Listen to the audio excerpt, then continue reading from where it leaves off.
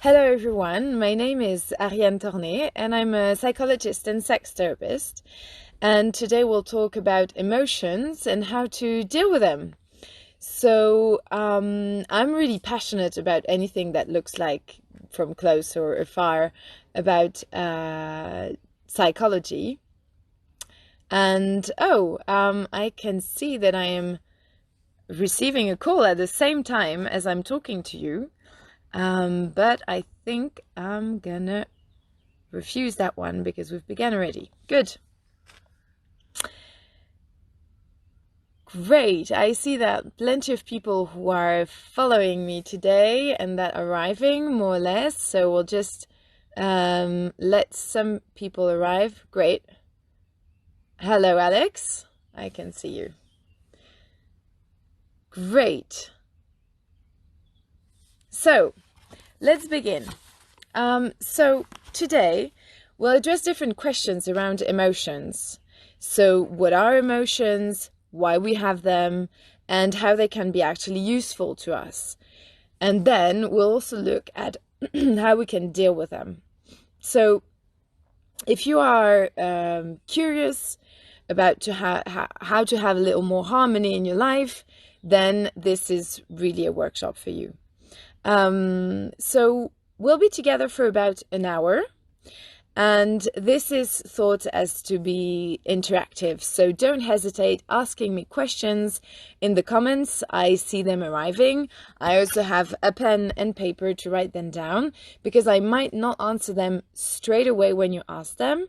I'll try to make it logical with the rest of the presentation. So maybe sometimes you'll have to wait a little bit before I answer your question, but I will try to answer every question if that's possible, depending on how many you ask. Okay, so I'll read them out loud and you'll see everything, how it goes. Okay, so what are emotions? Emotions are strong feelings, okay, that will manifest in a physical way, so in your body, that means. And it's due to something happening either in your environment, so it can be relationships, it can be context, but it could be also anything that happens inside of you, so it could be memories, it could be thoughts. And emotions will be triggered by all of these.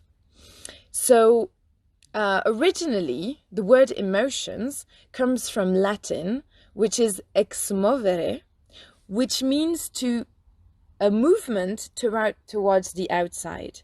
And then there is this other Latin word that came out of it, which is emovere, which means setting into movement and creating movement. And these two things are actually important because that means that emotions will really actually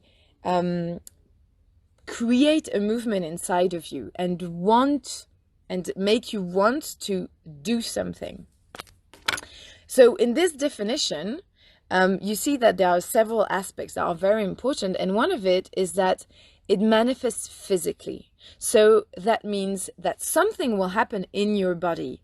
And why I insist on that is because emotions will really kind of be in your body, and being aware of your body will really help you understand and deal with emotions because they are so strong in there. And it's also really important to understand that you cannot have an emotion happening in your head and that it will not make something to your body. So your brain is constantly connected to your body all the time. There is no moment where your brain would actually not be connected to your body, which means that emotions that happen in your head will have this influence in your body. How does it work? So I'm just going to explain tiny little bit of how the brain works with emotions.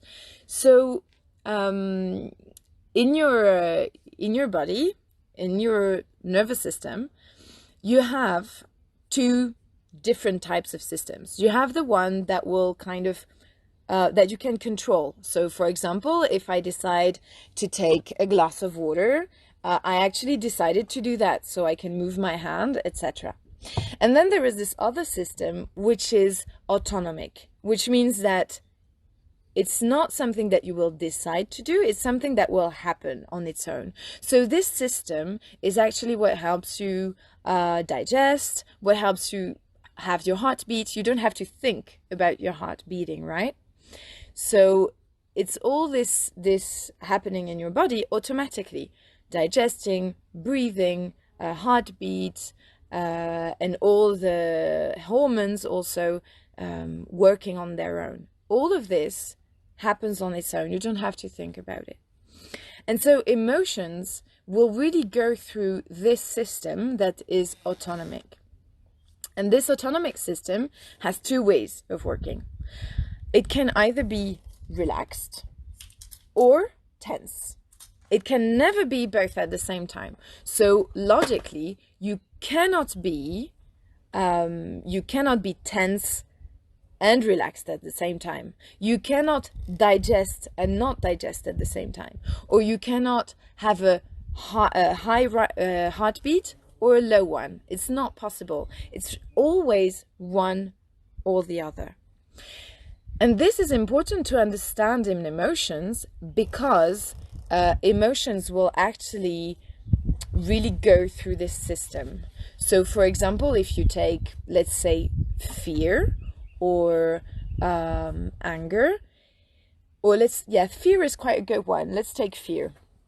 With fear, for example, if something happens in your environment and it makes you scared of something, like it could be anything that would surprise you and or anything. So your brain will see this thing. For example, let's say that it's a wild animal that would be very scary for a caveman, like arriving and getting you scared. So your brain will see that and it will activate everything that has to be set in place for reacting to it. So, for example, that's in the theories of stress, it's what they call this reaction of fight or flight. But the basic emotion behind it is fear. So fear will make you, for example, have a better eyesight. You'll smell things better. You'll suddenly remember many things that you need to remember for your survival. Or you will, your heartbeat will race. You'll have like your breathing also will be much quicker. Your digestion will stop, etc. So it will have this impact on all your body. And this is true for every emotion. So that it is anger, that is joy, anything will have an impact on your body. This is important to understand, because then that means that whatever you have as an emotion, it will actually react inside of you. And that also means that, okay, if you have, for example, let's say anger, one time every year, this will not have such an impact on your body, right? But if you imagine that you're angry, let's say 10 or 20 times a day, so that means that 10 or 20 times a day, your brain will send informations to your body to be angry. So your stomach will tense, your heart rate will go quicker, etc. And this, over the years, will have an impact on your health. This is very clear, and it's true for any emotions. So it will be true for joy, it will be true for fear, for anguish, anything that will really kind of impact your body.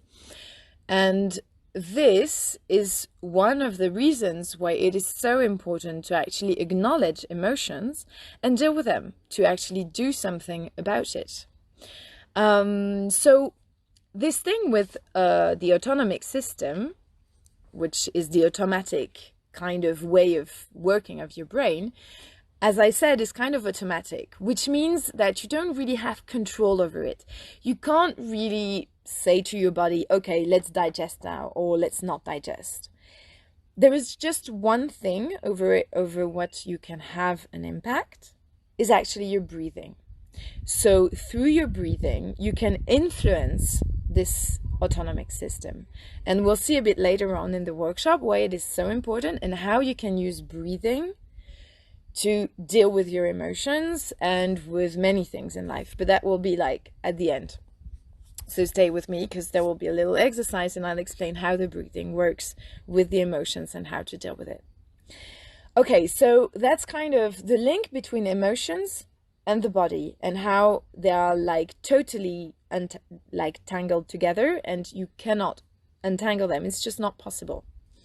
So now let's talk about maybe the difference between emotions and feelings.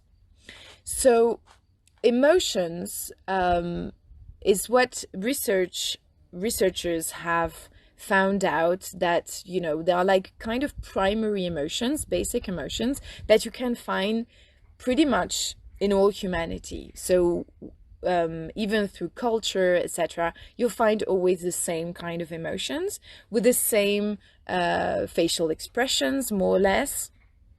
And they kind of agreed on 5 emotions. Sometimes they add a 6th one, but usually it's kind of 5 emotions. And if you have seen the animation film Inside Out, it's exactly these ones. So you might, if you have seen it, you might remember that there was fear, there is anger, sadness, disgust, and joy. So these are kind of the 5 basic emotions, which you will find again and again, and it's kind of where we come back to. But then there are feelings. So feelings are kind of more complex, and feelings are usually kind of a combination of different emotions. For example, if you take frustration, it's usually a mix between anger and sadness. Or let's say you could have fear and anger mixed together, etc. So then you have dozens and dozens of feelings, and these ones are much more complex. It's usually then mixed with culture and values and with many things like that, which are very helpful too.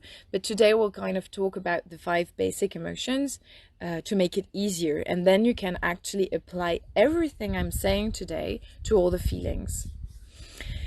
So in emotions and feelings, maybe just to note, there are different ways of experiencing them. So you can maybe notice that with all your emotions or feelings, you don't experience them the same way. Sometimes you will experience them as pleasant and sometimes unpleasant. And this can be true for any emotions, by the way, because you could, for example, usually we associate joy with something that is pleasant, and let's say sadness with something that is unpleasant. But you could imagine that you experience it in a different way. For example, sometimes we kind of when you watch a film that is kind of sad, you will be sad and you will experience that feeling, but you kind of it kind of makes sense to be sad for that film or whatever, and you're kind of happy to be sad, if you see what I mean. That could happen. Or even joy, like you could experience it usually as pleasant, but if it comes at a really bad moment, let's say you're kind of feeling joyful at a funeral, this might not be exactly the right place to be joyful. Maybe you will feel it will feel a bit unpleasant to feel that joy at that moment, because you can't really express it. So that means that this experiencing of pleasant or unpleasant is really personal, and it can change and vary depending on where you are. So also about the intensity. So sometimes you will have like a tiny joy, which will be just being a little happy, and then sometimes you will feel that this extreme joy where everything seems overwhelmed by it. So both are possible and okay, and you just have to listen to yourself to know how you feel. And listening to oneself, you will see in a moment how important that is also in dealing with emotions. Good. So now let's move on why we have emotions, because sometimes we kind of struggle with why we have these, and we kind of battling and we're frustrated to have actually emotions. We're like, why do I feel sad? Why do I feel angry? And you can sometimes you kind of get angry on the fact that you have some kind of emotion. So one thing that can help us with that is to remember that emotions are so useful. They're here for a good reason, even essential one, So first of all, emotions happened in our evolution for us to actually survive. Without emotions, we wouldn't be here and you couldn't even function. That we don't necessarily realize that. But emotions will actually help you, okay, let's say survive. For example, if I take the caveman example again, where you have this ferocious animal arriving and you have this fear coming up.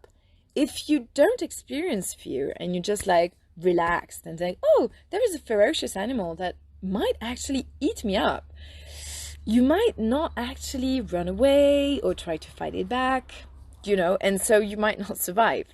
So it's kind of a basic, a bit caricatural example, but that's the idea. And it helps us, all the emotions have functions and they help us survive and they help us adapt to our environment. So we actually see that people who deal well with their emotions have a better health, live longer, etc. So they're very useful. And they help us, for example, making decisions.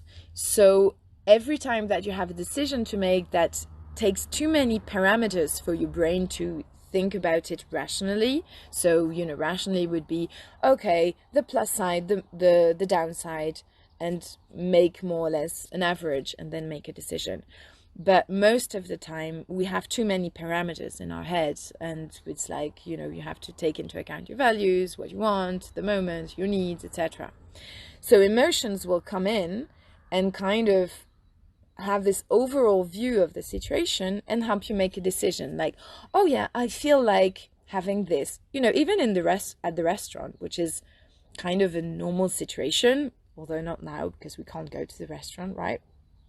But usually, if you go to the restaurant, there is this whole menu with loads of things that you could eat. And it's actually, most of the time, emotions that will help you choose. Either because you're going to choose the same thing as your friend, or maybe because you're going to look inside and feel what you want to eat, etc. So it's really emotions that will help you make most of your decisions.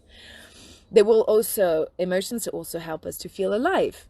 If you had no emotions, and maybe that happened to some of you, you feel kind of numb. It's pretty much feeling like dead. It's really, emotions will help you experience life with colors and in a colorful way. So this is also very important. And also the thing that I'm gonna really kind of insist on is that emotions give us information about our needs. So this is usually something that people don't know. It's that emotions, behind the emotion, there is usually a need. So when your needs are met, you will usually have a pleasant emotion like coming after that. And if your needs are not met, then usually it's kind of an unpleasant emotion that you'll experience.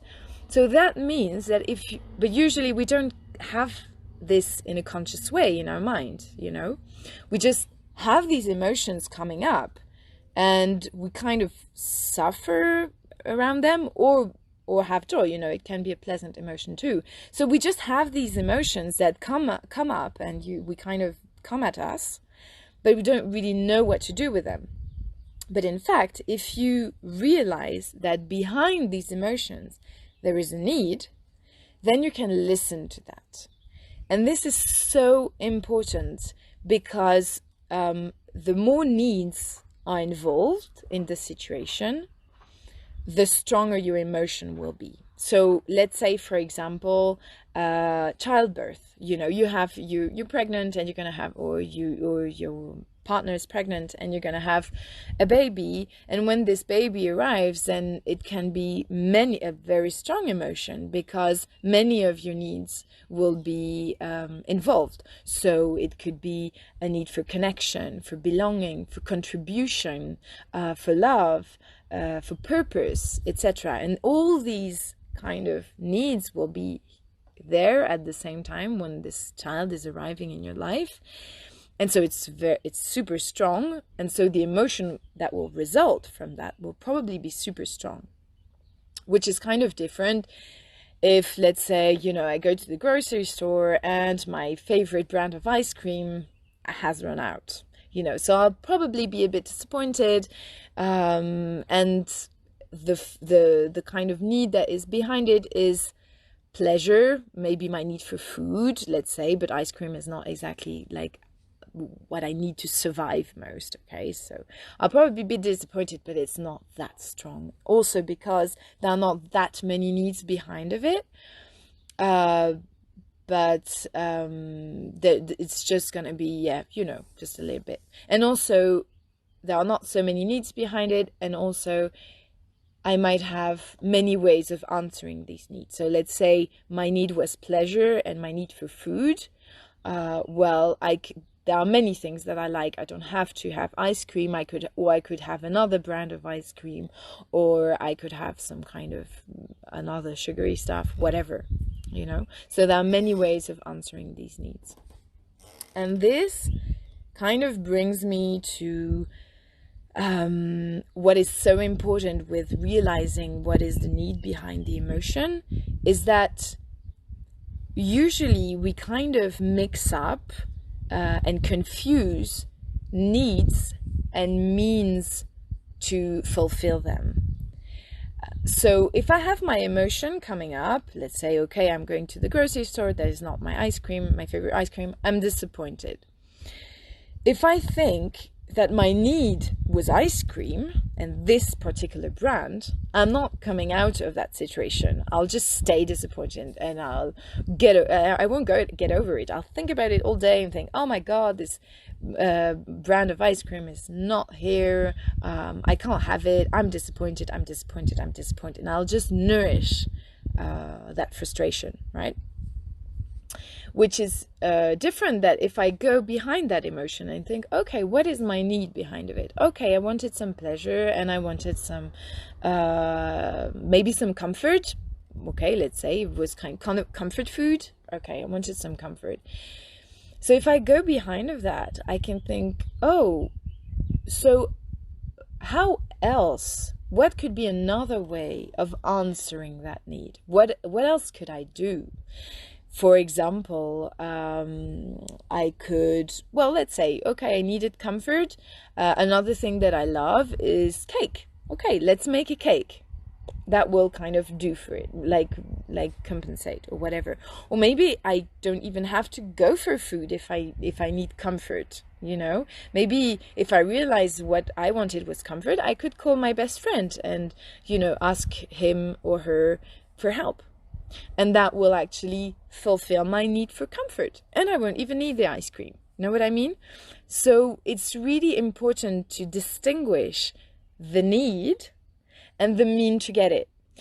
If you go to the need, then you'll see that there are so many things that you can actually do to fulfill that need. If you stay stuck on the mean to, like saying, okay, I need ice cream. You don't need ice cream. You never need ice cream. What is the need behind of it? It's food, it's comfort, it's whatever. So this is really important, because that will really support us also understand emotions and also ask for help. Maybe, sometimes when you realize your need is, for example, comfort, then you can ask for help. And then that brings us also on how you communicate your need, but that was kind of another chapter, and it's like that would be a whole workshop in itself on how you communicate about your needs. But so just as a link of emotions, it's really to realize, okay, my emotions are there to inform me about my needs and to help me survive, help me making decisions.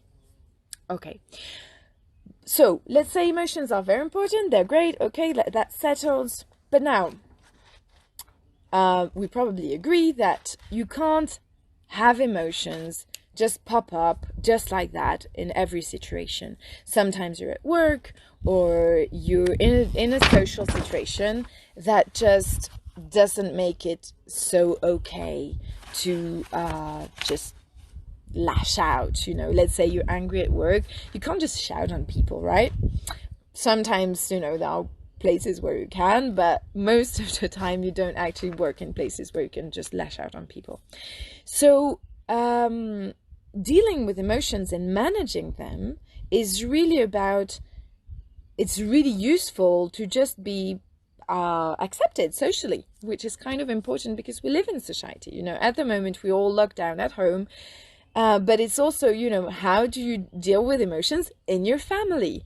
Because, every families have kind of different ways of dealing with that. So some will be very open on emotions and, you can shout at each other and then 5 minutes later it's all fine and done. And some other families, you just don't talk about emotions at all and you have to always be kind of composed.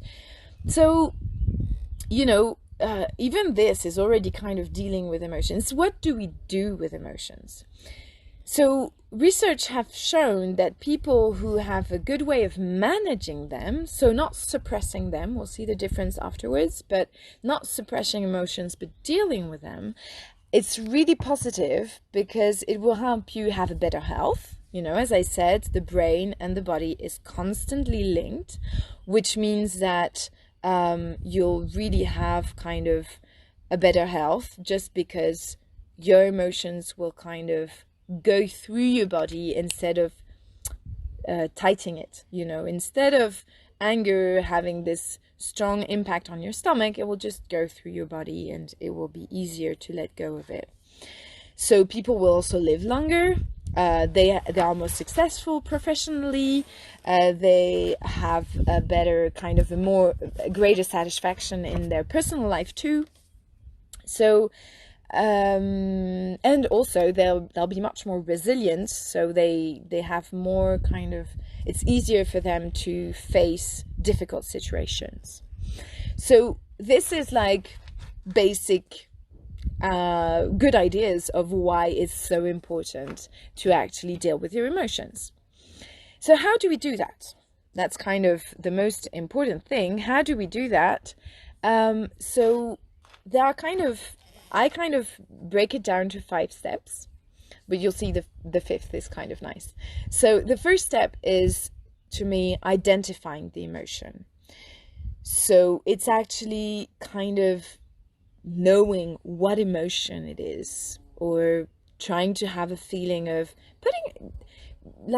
putting a name on it, or putting an image. It doesn't have to be a name or word, but it could be like an image, or having this sense of what is going on, realizing I have an emotion and identifying it. So that would be the first step. Then the second step is going through the emotion, so living it, dealing with it, doing something with this emotion, and not suppressing it. Because if you suppress it, then it just stays there, but it doesn't really go away.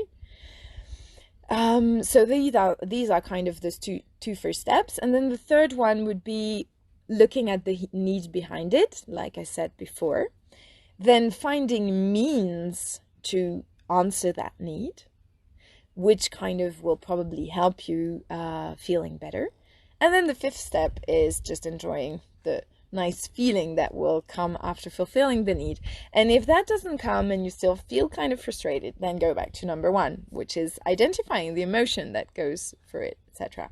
So these are for me the 5 steps, and we'll kind of go through them, most like especially the first step and the second step, kind of to see specifically how we can do give you a little bit some tips on how you can identify an emotion and how you can deal with it. And then afterwards, the needs and so on, that is something that you have to practice and also kind of figure out for yourself, but we'll kind of come back to it at the end. Good. So, step 1, recognizing the emotion, identifying it. The first thing is that you have to kind of realize that you're having an emotion, which is not, it's not always the case. Sometimes you just feel unwell, and it takes some time to get to your brain to say like, hey, you're having an emotion right now, just look at it. So little things that can help you realizing it maybe quicker is that, first of all, is listening to your body. So if you have that connection with your body, because sometimes people kind of live in their heads and they have no consciousness of their body most of the time, or they have to think about it. They have to think of, ooh, how is my body going? So I would say that it's very important for you to look at your body and say, okay, how is it going on?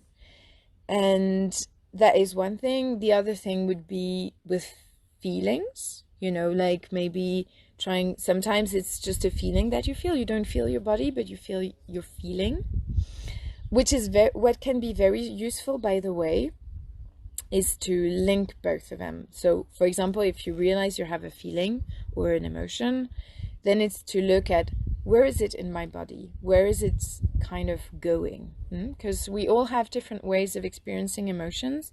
So sometimes it can be, for example, if I feel sad, maybe it will appear here in my chest or in my belly. That's kind of the most common, or maybe in my throat. Sometimes it can be that the throat gets very tense.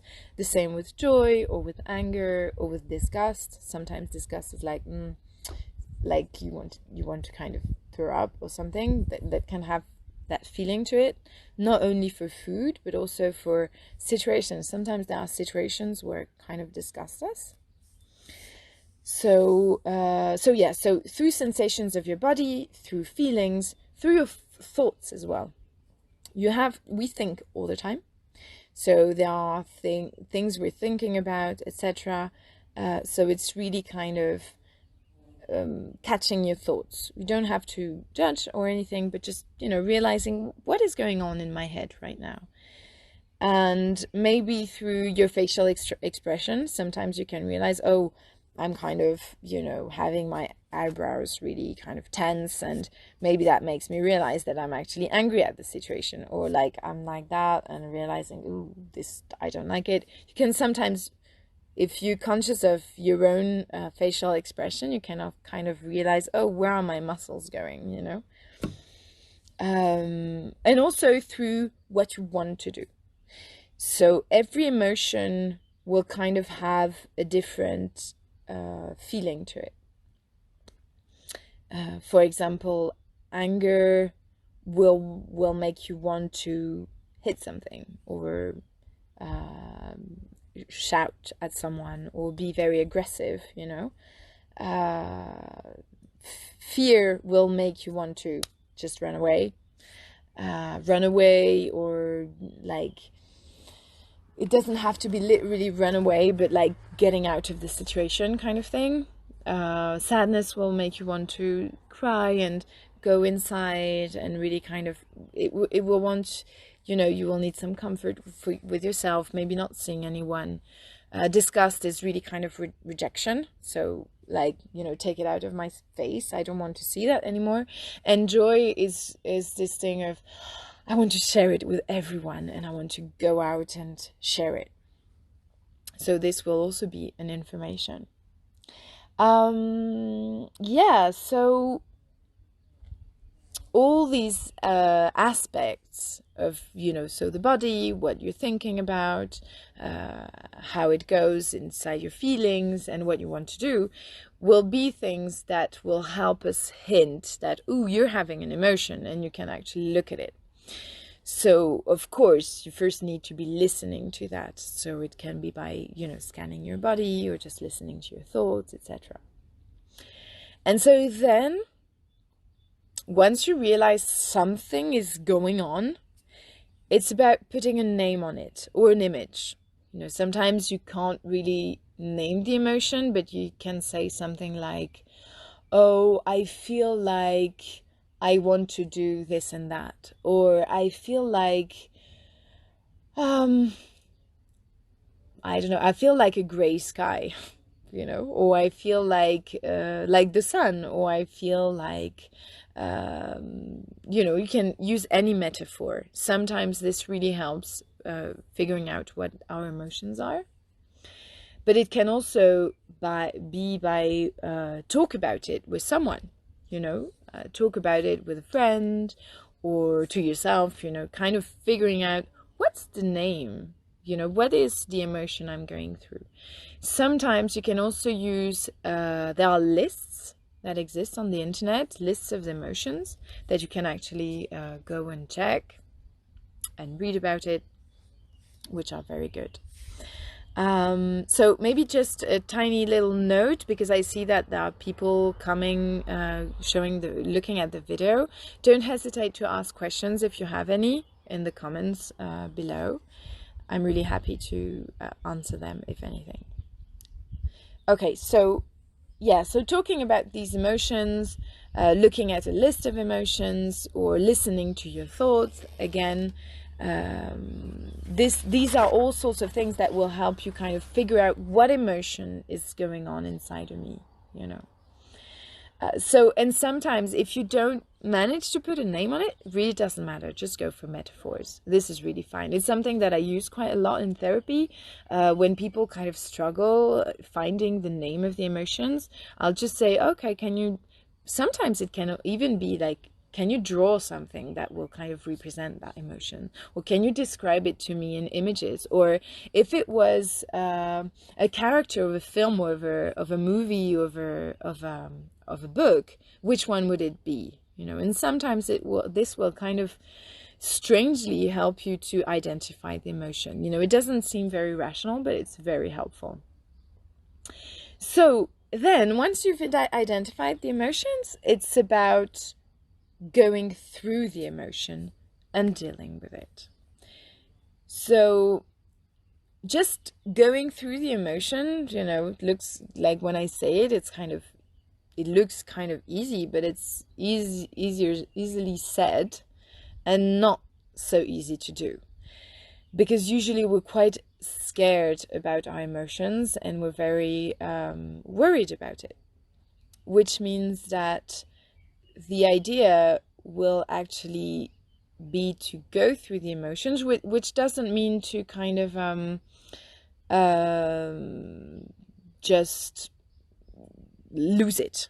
Sometimes we think, oh, I have to go through the emotions, so I'll just go fully in it, and then I'll completely lose it. That's not the idea, right? The idea is to go through it in a way in a framed way, because most of the time we kind of it's really different from losing it, because losing it kind of sometimes makes you do things that you will regret.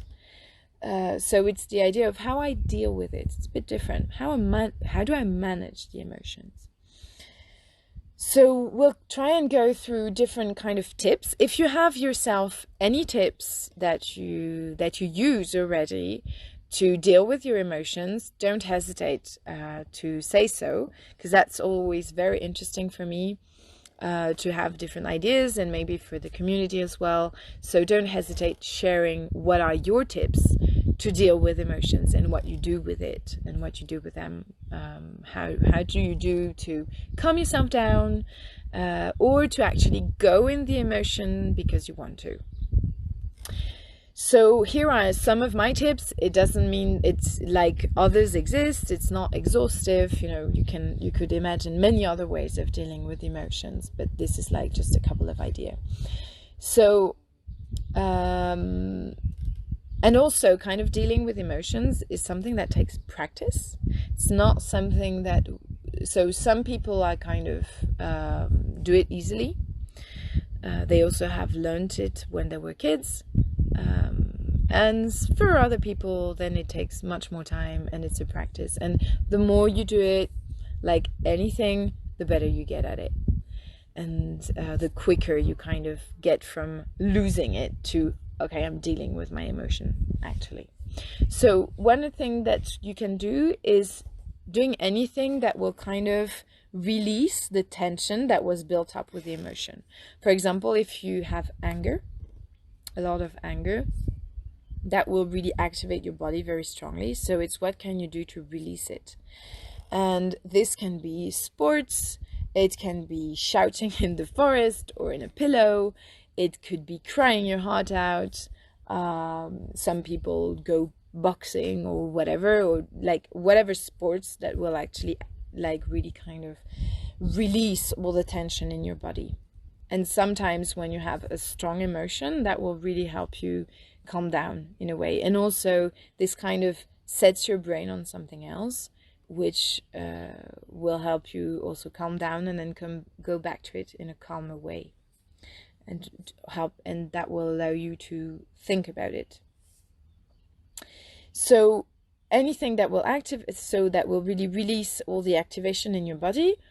Then there is obviously expressing it. So talking about it, but it could also be writing about it.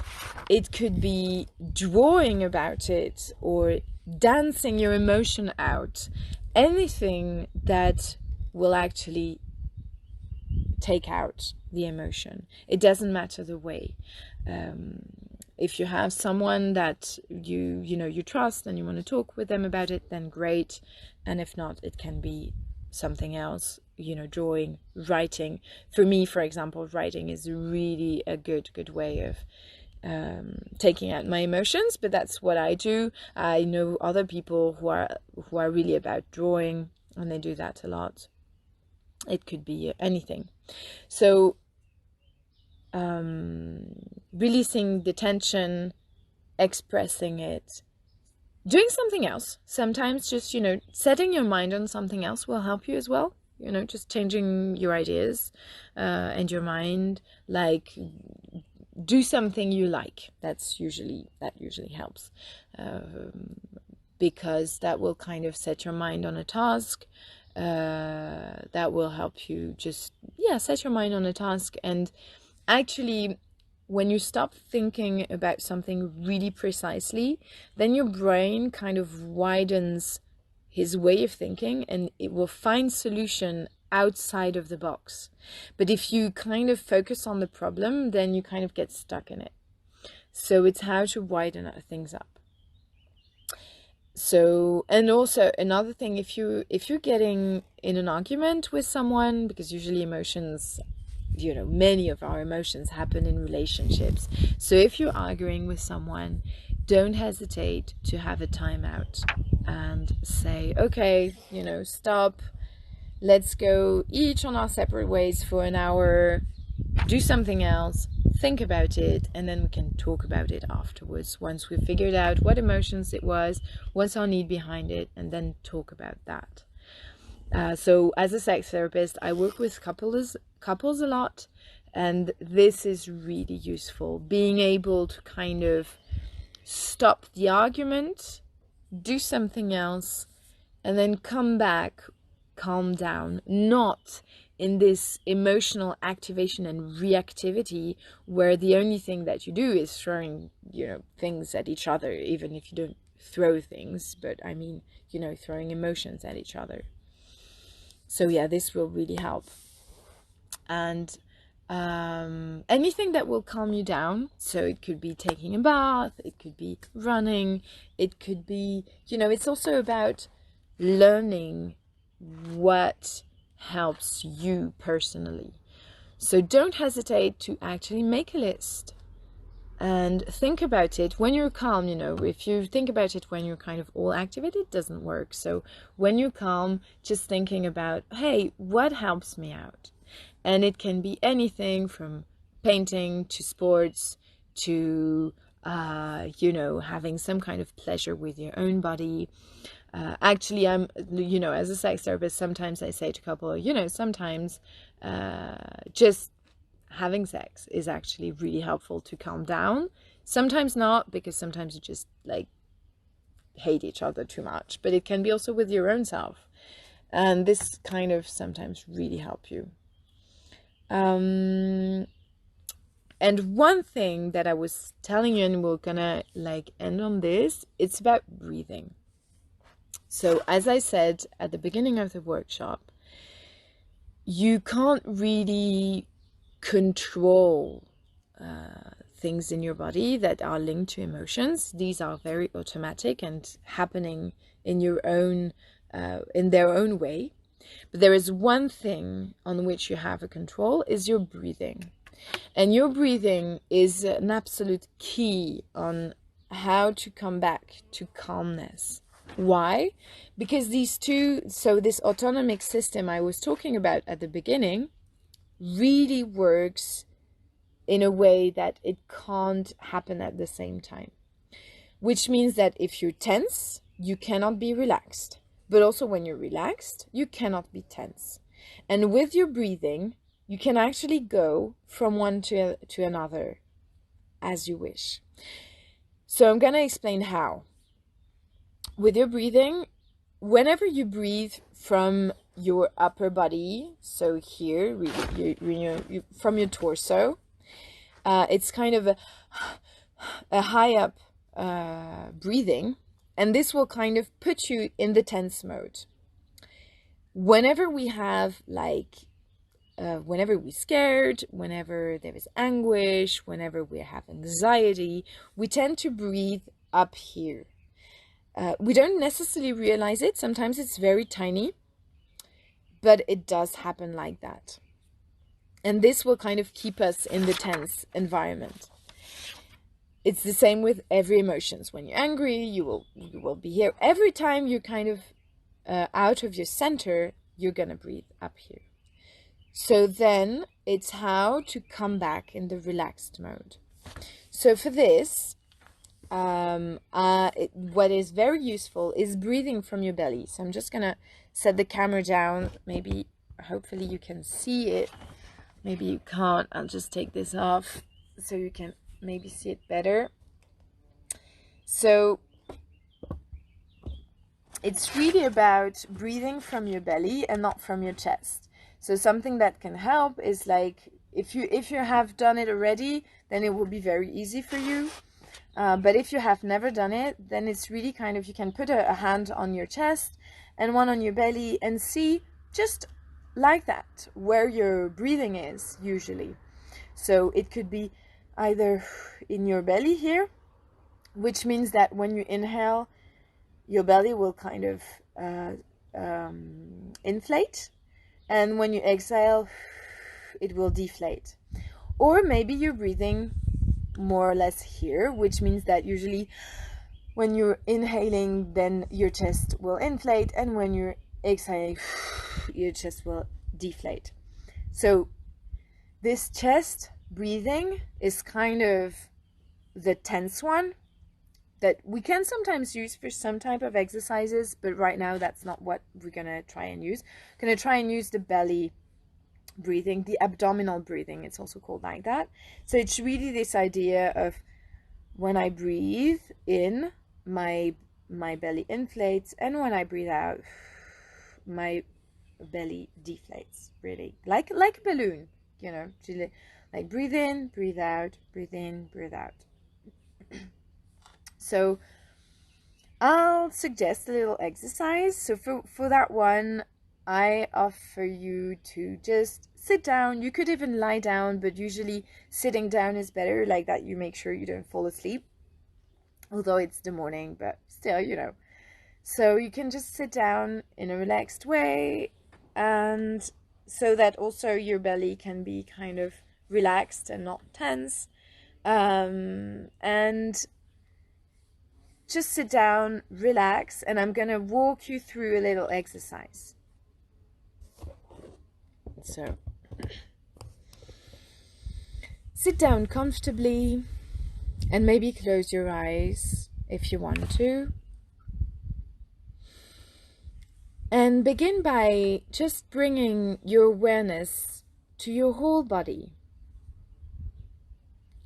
First to your feet, the way they're touching the ground, and then bringing your awareness to your legs, up your thighs, the way they're resting, and up your back, your neck, your head, your face, with all your muscles relaxing, all the muscles of your face, your jaw muscles too. We often tense without realizing it. So while your awareness comes through your face, just relax everything. Come back through the front of your neck and to your shoulders, your arms, until the tip of your fingers. Don't have to do anything special, just noticing the way your body is right now.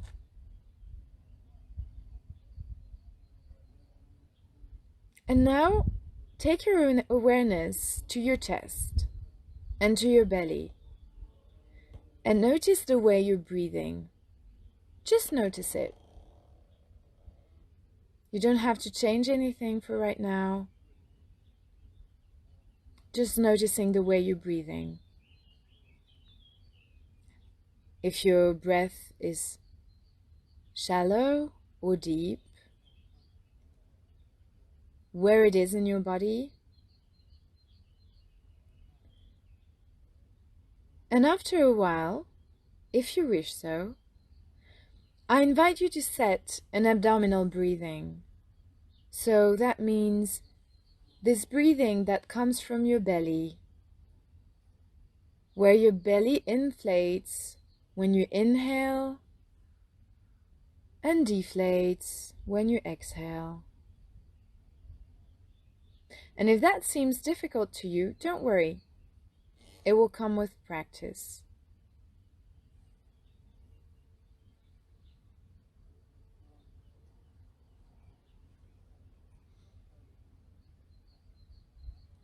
And after a couple of breathing this way, I invite you to inhale on 4 seconds and exhale on 4 seconds too, which means you inhale 1, 2, 3, 4, and you exhale 1, 2, 3, 4. Inhale again, 1, 2, 3, 4, and exhale 1, 2, 3, 4. And again, 1, 2, 3, 4. Exhale 1, 2, 3, 4. And you can continue counting in your head.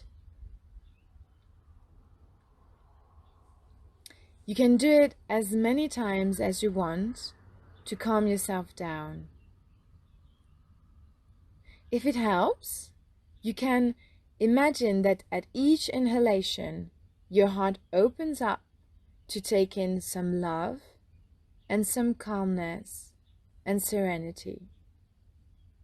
And every time you exhale and breathe out, you can let go of any tension and frustration you have inside.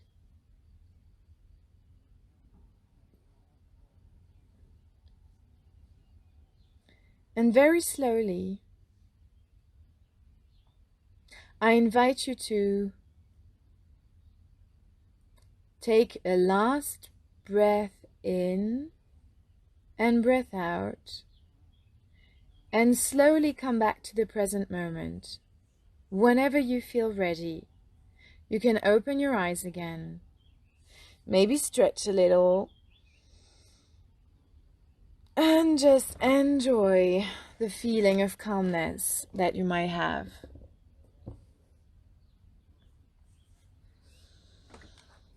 Here you go. So this was a little exercise of cardiac coherence, which will really help your heart come back to a normal setting and very kind of calm, and it will help your concentration, it will help your breathing in general, it will help your heart rate, it will help so many things. So it's an exercise that you can use whenever you have an emotion that you need to kind of calm down and breathe with it, just like, taking a step back and breathing. This is really, really helpful.